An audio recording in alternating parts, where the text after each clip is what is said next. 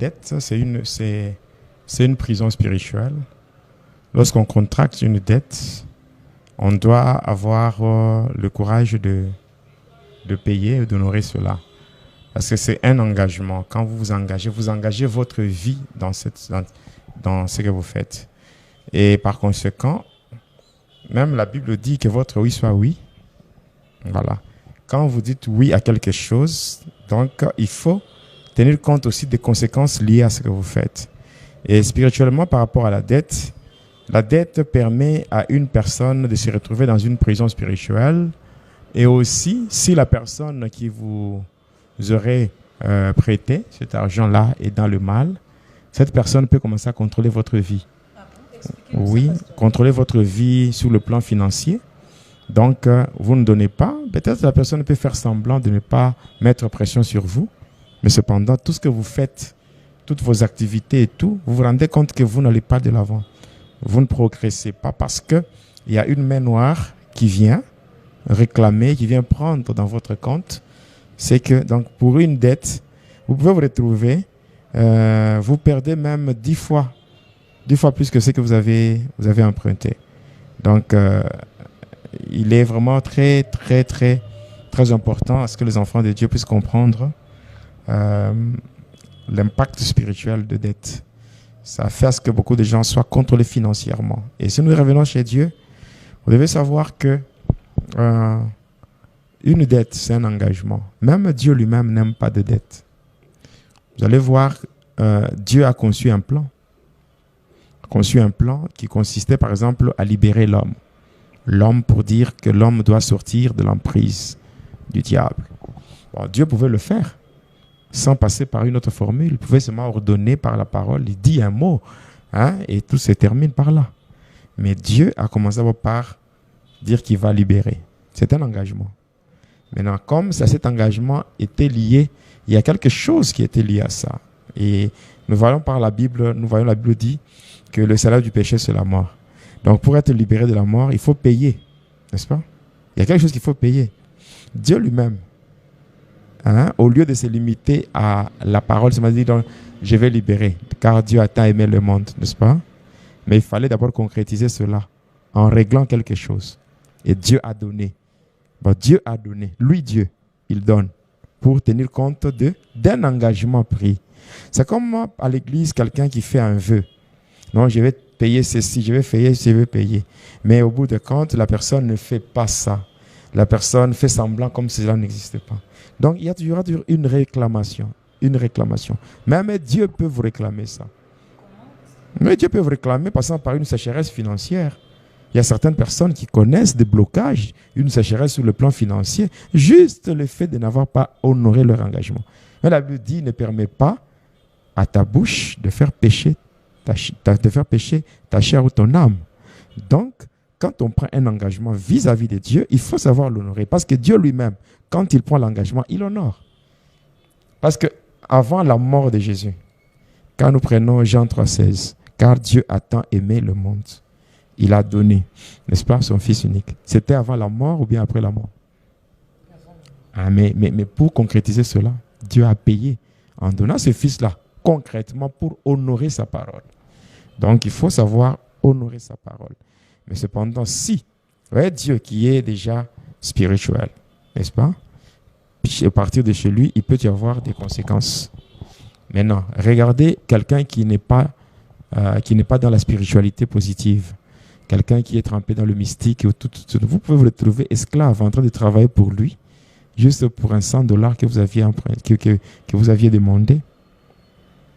Donc, quelqu'un qui vous a prêté de l'argent et qui connaît très bien la source de son argent et que vous ne voulez pas remettre, vous ne voulez pas payer. Il peut d'abord peut-être dire, bon, ça va, il peut faire une pression, ou bien à un moment donné, il abandonne. Il sait comment il va récupérer cet argent en vous soumettant à un travail qui n'est pas à vous. Tout ce que vous faites ne produit rien. Tout ce que vous faites ne progresse pas. Tout simplement parce qu'il y a il y a une main noire qui est en train de récupérer sans que vous le sachiez. Donc, il récupère à votre insu et vous vous retrouvez bloqué. Voilà.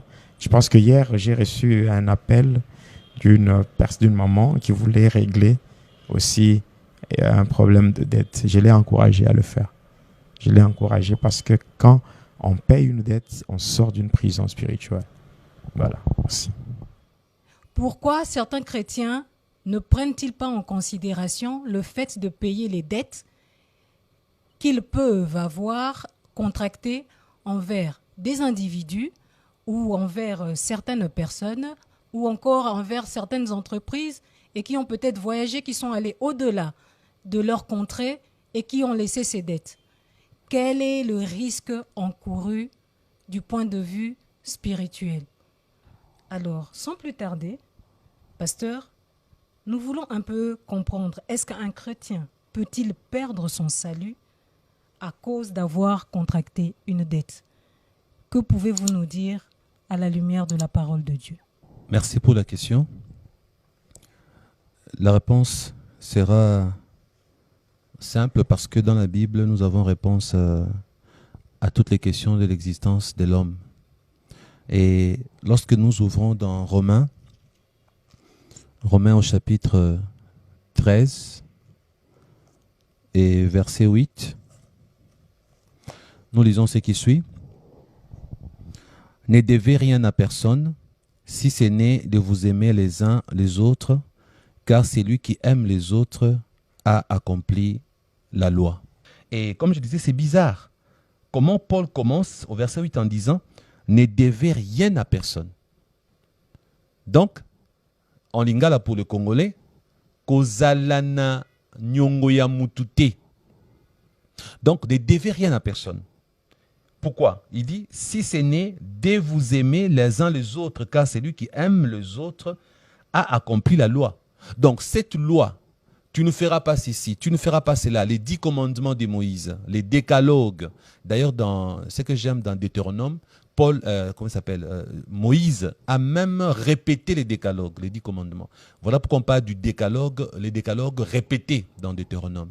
Donc, dans ces contextes, Paul circoncit les 10 commandements. Il dit, dans tous ces 10 commandements-là, l'amour du prochain, c'est l'accomplissement de la loi. Donc, tu veux accomplir la loi, commence par aimer les prochains. Si tu l'aimes, tu ne vas pas assassiner, tu ne feras pas les faux témoignages, tu n'auras même pas sa dette. Tu ne lui devras rien. Et puis quand on parle des dettes, il ne s'agit pas ici que de l'argent. Parce que ne pas aimer l'autre est une dette. Bien sûr. Donc, j'ai le devoir d'aimer mon prochain. Alors, comme c'est un devoir, si je ne l'aime pas, je lui dois quelque chose. C'est quelle dette? La dette de l'amour. Donc, si une personne ne t'aime pas, la personne te doit l'amour. Et dès l'instant où la personne te doit l'amour, alors en ce moment, la personne pêche. Ne pas aimer, c'est un péché. La prière de notre Père qui est aux cieux, tout le monde connaît cette prière. Dans cette prière, qu'est-ce qu'il y a dedans? Il y a « Pardonne-nous nos offenses, comme nous pardonnons aussi à ceux qui nous ont offensés. » Donc, j'ai dit à Dieu, c'est moi. Dans cette prière, Jésus dit, voilà comment vous devriez prier. Et Jésus t'a dit de prier en disant, pardonne-nous nos offenses. C'est toi qui dis ça à Dieu. Pardonne-nous nos offenses. Si je parle de moi, tu parles de toi, tu diras, Père Céleste, pardonne mes offenses comme je pardonne aux autres. Donc tu es en train de dire à Dieu, tu donnes l'information, ben, si je ne pardonne pas aux autres, ne me pardonne pas. Donc le pardon que je suis en train de vouloir acquérir chez Dieu, le pardon que je demande à Dieu, donc il ne me pardonnera qu'à la mesure où je pardonne aux autres. Donc la dette de l'amour est une dette à payer. Personne n'entrera au ciel avec un cœur haineux. On ne peut pas entrer au ciel en voulant à certaines personnes. Et si je peux élargir, je dirais une chose, on voit souvent parmi les chrétiens les gens qui se détestent, ils se disent chrétiens, ils ne se parlent pas. Des chrétiens qui vivent dans la même maison, se réveillent le matin, eh ben, ils ne se parlent pas. Ou encore, tu pries, tu viens de prier, ben, tu ne salues pas ton prochain. Donc, en fait, dans cette dette d'amour, d'aimer l'autre, si tu n'arrives pas à fournir les efforts d'aimer les autres, tu leur dois l'amour. Car Dieu a tant aimé le monde qu'il a donné son Fils.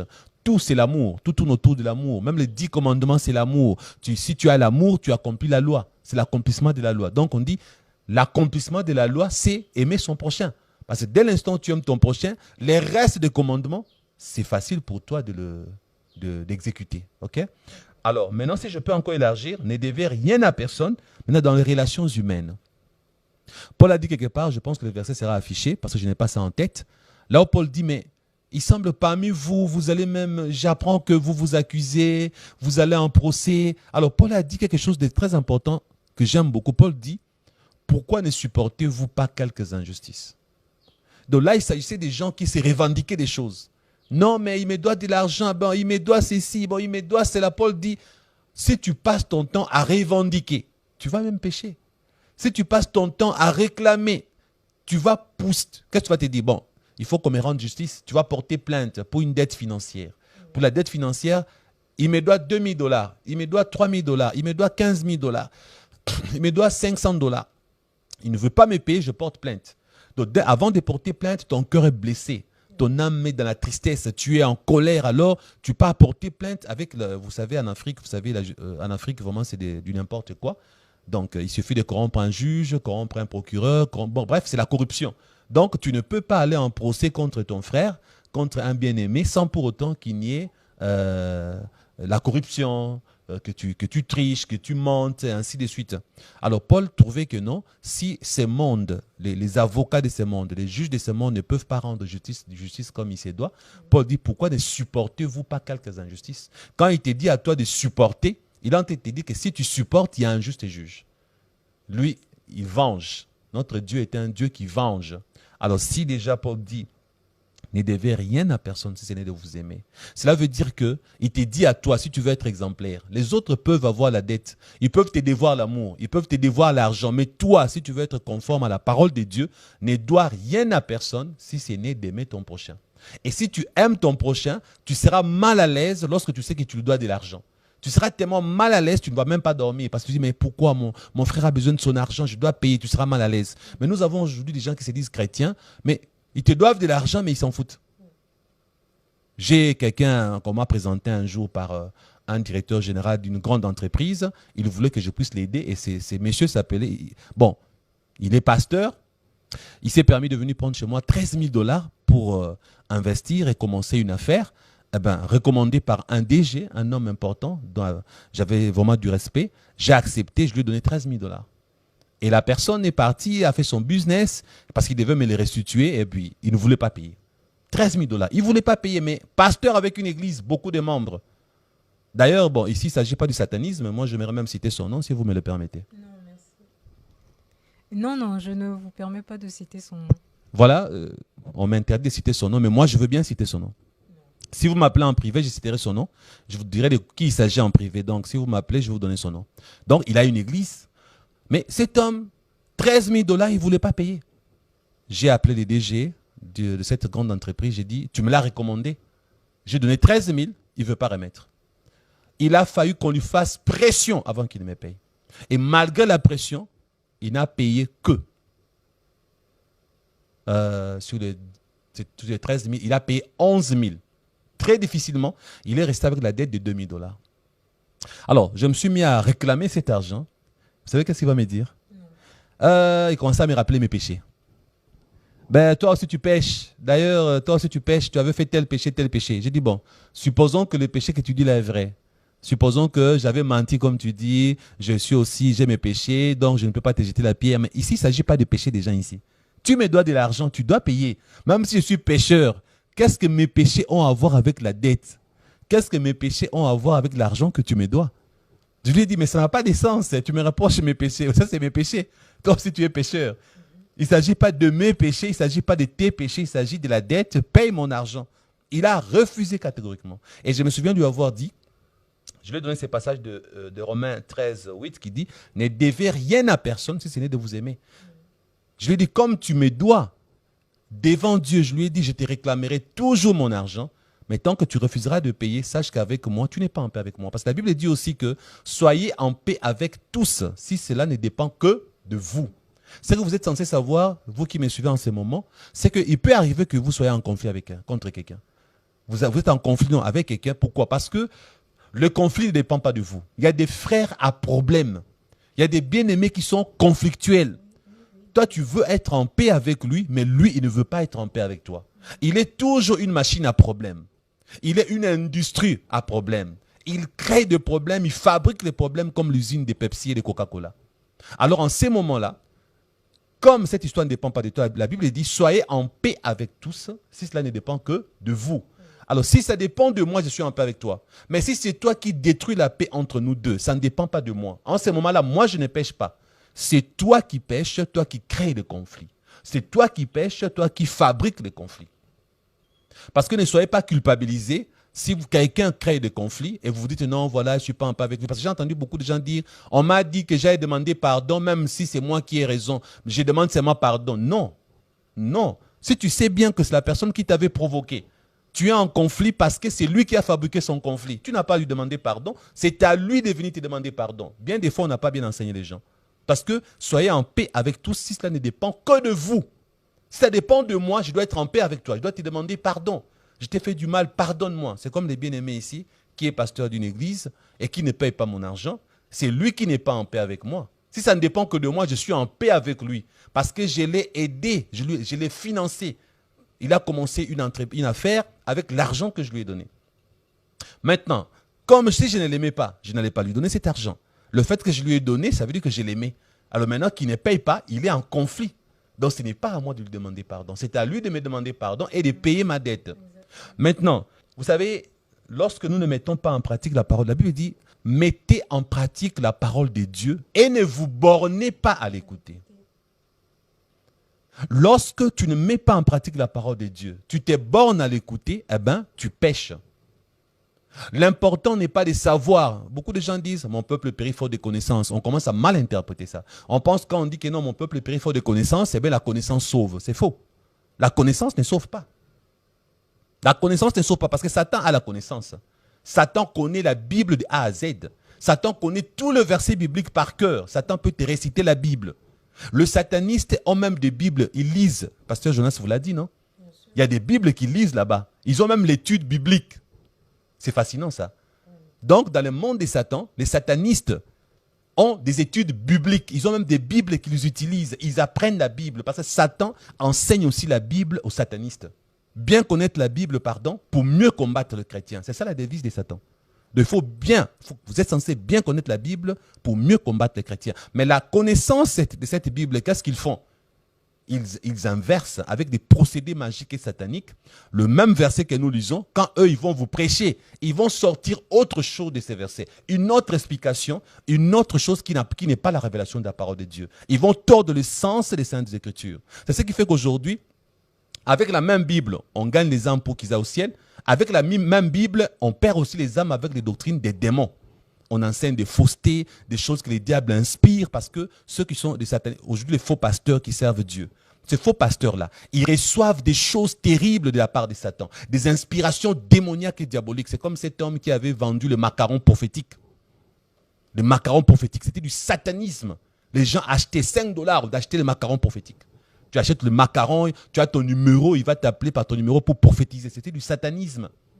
Ces histoires que j'en ai parlé avec mon ami pasteur Jonas, et puis il a pris ça, Dieu merci, il a donné ses éclaircissements. Les dieux d'eux, le Seigneur m'a parlé que c'est du satanisme, et Jonas a confirmé que c'est du satanisme. Donc vous voyez, c'est ce qui arrive aujourd'hui, les gens pensent que non, mon peuple périt faute de connaissances, si tu ne veux pas périr, il faut avoir la connaissance. Non, c'est bien-aimé qui me doit de l'argent, est-ce qu'il n'a pas la connaissance? Il a la connaissance, mais qu'est-ce qu'il fait de la connaissance? Il ne met pas en pratique, il se borne à connaître. Il se borne à écouter la parole de Dieu sans la mettre en pratique. Qu'est-ce qui sauve? C'est la connaissance mise en pratique qui sauve. Ce que tu sais là, mets-le en pratique. Ce que tu connais là, tu mets en pratique, alors tu seras sauvé. Si je connais, je ne mets pas en pratique, je ne serai pas sauvé. Parce que si la connaissance sauvée, Satan sera le premier à aller au ciel. Parce que Satan, même pas aller, à retourner au ciel. Si la connaissance sauvée, les démons redeviendront des anges de Dieu. Parce qu'ils ont la connaissance aussi. Si la connaissance sauvée, eh bien, les satanistes n'allaient pas être perdus. Donc, la connaissance ne sauve pas, mais c'est la connaissance mise en pratique qui sauve. Alors, pour maintenant répondre à la question, enfin, là, j'étais les développements. Si je peux arriver à une conclusion, je dirais ceci. À la lumière de la parole de Dieu, ne devez rien à personne si ce n'est de vous aimer. C'est une... Écoutez bien, c'est l'impératif. Hein. Ne devez. C'est un ordre. Tout ce qui est ordre dans la Bible, obligatoirement, il faut obéir. Maintenant, le non-respect de payer sa dette matérielle, dette financière, même la dette de l'amour, tu ne payes pas ta dette, c'est un péché. Si tu meurs avec la dette d'autrui, avec l'argent d'autrui, le bien d'autrui, tu meurs sans aimer ton prochain, c'est l'enfer qui t'attend. Oui. C'est l'enfer qui t'attend. Et demande au pasteur Jonas, lui qui a vu le séjour des morts, lui qui tuait avec des procédés magiques, il te dira que parmi les gens que Satan élimine, Satan tue. Il y a des gens qui ont la haine. Il y a même des gens qui doivent l'argent aux autres. D'ailleurs, même chez le païen, j'ai participé à un de vos deuils.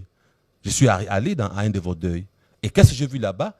Eh bien, quelqu'un de votre famille demandait à tous ceux qui étaient venus, écoutez, vous savez, si elle avait votre dette, hein, c'était une femme qui était morte, donc votre tante, si elle avait votre dette, venez voir X et Y pour récupérer votre argent. Mais pourquoi, dans ces mondes, même ceux qui ne prient pas savent qu'il faut payer les dettes? Parce que même chez Satan, même chez les satanistes, les sorciers, les magiciens, eux, même dans leur façon de vivre, ils n'ont pas les dettes des gens. Parce qu'ils savent que s'ils ont la dette, eh ben, ça peut se retourner contre eux.